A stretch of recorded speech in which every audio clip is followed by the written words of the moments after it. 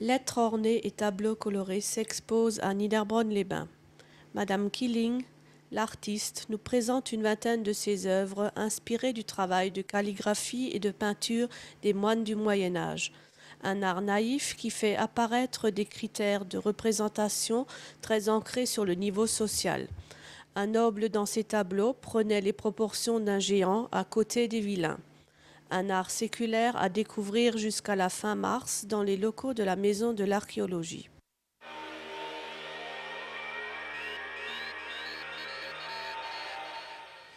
Remise de récompenses pour les champions de natation en sport adapté. Le championnat du Bas-Rhin s'est déroulé dans la matinée à la piscine de Niederbronn-les-Bains. 130 participants provenant de 7 associations de l'ensemble du département s'affrontaient dans 3 catégories différentes. Après une compétition très disputée, on reprend des forces autour d'un bon pique-nique et on procède à la remise des trophées. Au total, près d'une centaine de médailles seront distribuées pour la plus grande joie des concurrents et dans la liesse générale.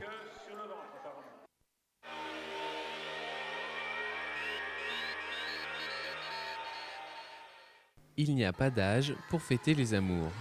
C'est dans cet esprit que les jeunes Niederbronnois se sont retrouvés pour une boum la veille de la Saint-Valentin. Une soixantaine d'enfants de 9 à 13 ans ont donc rivalisé sur la piste de danse pour gagner l'élu de leur cœur. La soirée permettra à un groupe de partir en voyage à l'étranger. Une programmation musicale qui est bien évidemment du goût des amoureux. Pour la Saint-Valentin, c'est plutôt les slow, mais sinon, tout, hein.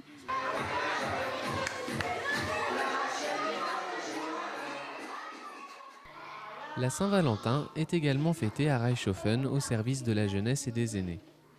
On crée des décorations qui s'afficheront à la castine, on décore les vitres, l'ambiance s'installe pour permettre aux Valentins et Valentines de se découvrir.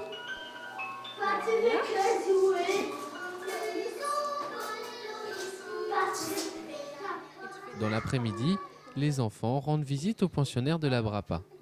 Des colliers en cœur sont échangés contre quelques bises et après des petits travaux de décoration, on prend en commun un goûter bien mérité.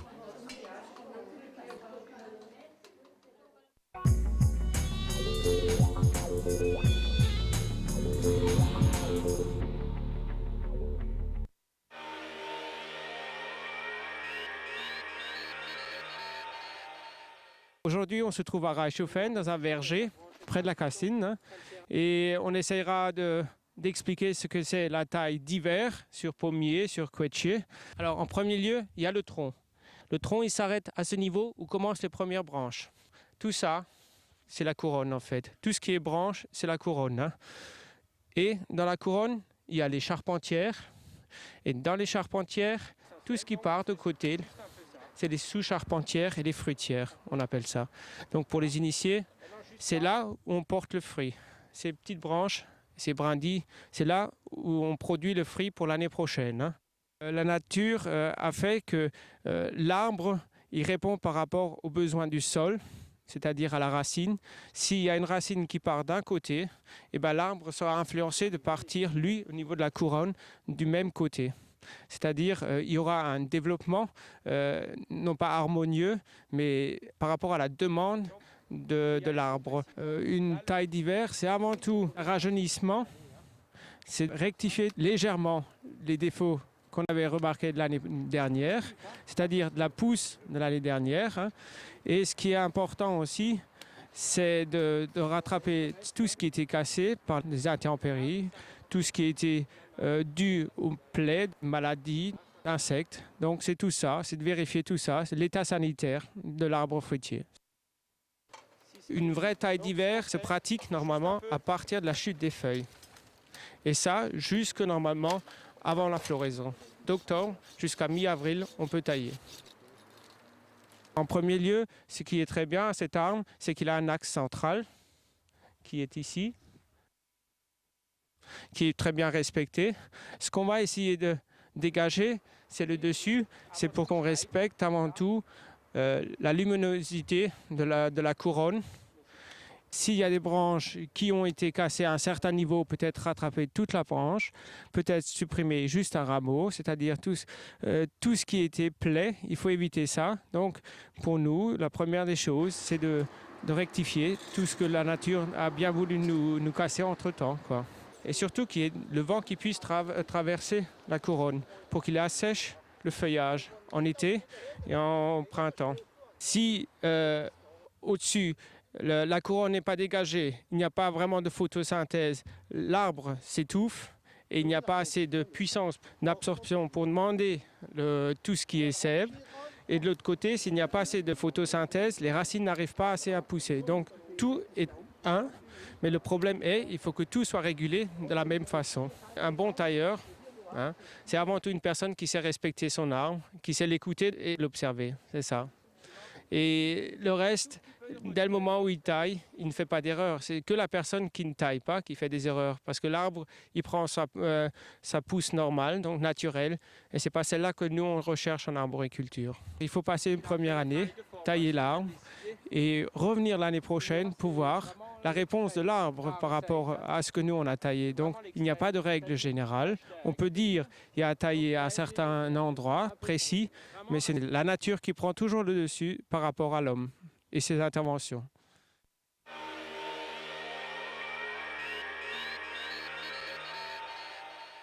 Depuis 22 ans, on pratique le judo au Val-de-Moder, mais nous avons fêté le 5 décembre 1999 avec David Douillet, donc notre 20e anniversaire, ici à Niederbronn. Actuellement, nous comptons 350 licenciés sur 5 sites. Donc c'est le site de Valbourg, le site d'Orfelden, Wintersoos, Val-de-Moder et Niederbronn, où l'on compte 80 licenciés. On peut commencer le judo à l'âge de 4 ans. Bon, c'est plutôt une approche des roulades dont nos enseignants donc, sont formés. C'est plus basé sur des jeux. Donc on va retrouver des jeux d'opposition, donc pousser, tirer. On va essayer de tendre vers le judo, mais sans vraiment rentrer dans la grande technique. Ça reste quand même du judo sous forme de jeu, quoi.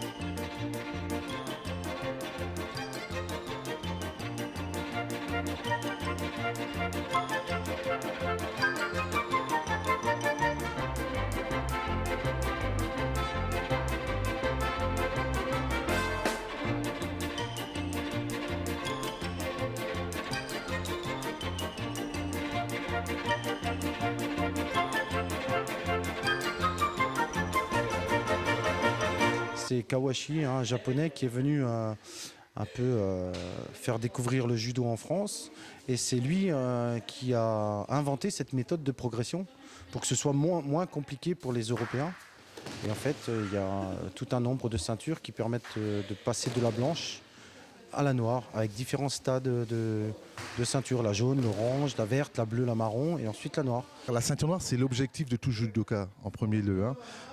Et par la suite, malheureusement, lorsqu'on devient ceinture noire, il y a souvent les jeunes qui décrochent, ce qui est un peu dommage. Mais donc il faut persévérer pour continuer, puisque au niveau des ceintures noires, il y a un certain échelon.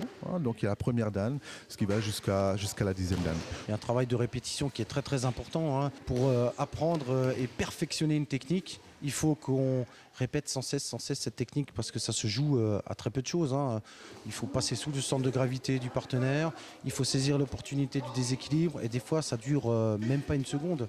Donc on essaye d'être le plus pointu possible au niveau de l'apprentissage et technique. On peut pratiquer le judo jusqu'à 80-90 ans sans aucun problème. Surtout les personnes qui sont plus âgées qui pratiquent du judo au sol. Tous les maîtres Awazu, qui dixième dan qui vit en France, pratique le judo au sol et il n'y a aucune limite d'âge pour pratiquer le judo. Le mercredi soir, nous faisons du judo self-défense. Alors c'est un cours exclusivement pour adultes qui leur permet éventuellement de s'orienter vers le judo, mais à très long terme. C'est avant tout une prise de contact avec les arts martiaux, la self-défense proprement dit, qui est la base un peu de 3 arts martiaux majeurs, judo, aikido, karaté. Donc c'est le jujitsu. Et on a rajouté également du taïso, donc une gymnastique, à savoir basée sur les étirements, l'assouplissement. On travaille énormément sur la latéralité, donc travailler à droite, travailler à gauche, avoir une tenue d'équilibre, avoir une vista par rapport aux attaques qu'il peut y avoir. En fait, c'est surtout une attitude qu'on essaye d'adopter. Tous les jeunes donc, commencent au Val-de-Moder et par la suite, grâce à ce partenariat qu'on a avec le CGS, peuvent un jour prétendre à devenir, pourquoi pas, national ou international. Ça dépend aussi, il faut que le jeune ait une volonté.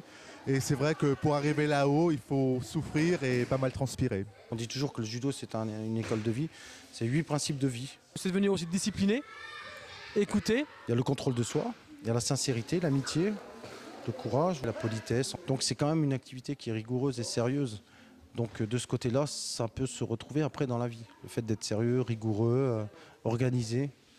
Donc c'est vraiment une école de vie. Concernant les pièces jaunes, tous les ans nous participons à l'opération pièces jaunes dont David Douillet est le parrain, pour tous les enfants qui sont hospitalisés, pour que ces petits gamins retrouvent le sourire lorsqu'ils sont hospitalisés. Alors cette année, concernant la section de Niederbronn, donc c'est un record puisque jamais on a récolté 28 kg de pièces jaunes. Alors il faut surtout tirer un gros coup de chapeau à Madame Knoll qui a travaillé très très dur pour ramasser toutes ces pièces jaunes. 28 kilos c'est un record et puis on va essayer de le battre la saison prochaine. Merci à vous.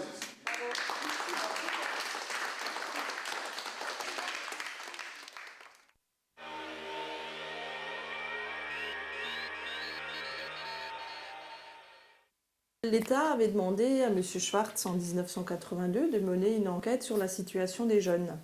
Et donc, après cette étude, on a décidé de la création des missions locales. Alors, notre rôle, c'est d'accueillir, d'informer, d'orienter les jeunes, ce qui veut dire qu'à partir d'un premier entretien et d'entretien qu'on aura par la suite, on va faire un diagnostic de sa situation et lui proposer un parcours d'accompagnement. Donc, ça peut être un problème d'emploi, de formation, de logement, de santé. On accueille des jeunes entre 16 et 25 ans, ce qui veut dire que les jeunes peuvent venir nous voir jusqu'à la veille de leur 26e anniversaire. Et ici, à Reichshofen, j'accueille les jeunes du canton de Niederbronn. Il y a 350 jeunes inscrits. Donc ces 350 jeunes, ça veut dire que je les ai rencontrés au moins 1 ou 2 fois dans l'année. Et en général, on accueille à peu près 120 à 130 jeunes nouveaux inscrits. Je suis au chômage depuis un certain temps et puis je cherche une formation pour pouvoir trouver une place fixe. J'ai déjà une chose de prévue, enfin un rêve, une envie, un truc que j'ai commencé il y a quelques années et que j'ai arrêté. Et je voudrais bien continuer là-dessus, mais si j'arrive à voir autre chose qui me plaît et je peux faire autre chose, pourquoi pas. Quelque chose de plus accessible. On travaille en étroit partenariat bien évidemment avec la NPE, les organismes de formation, les assistantes sociales. On a aussi un réseau de partenaires issus du monde économique.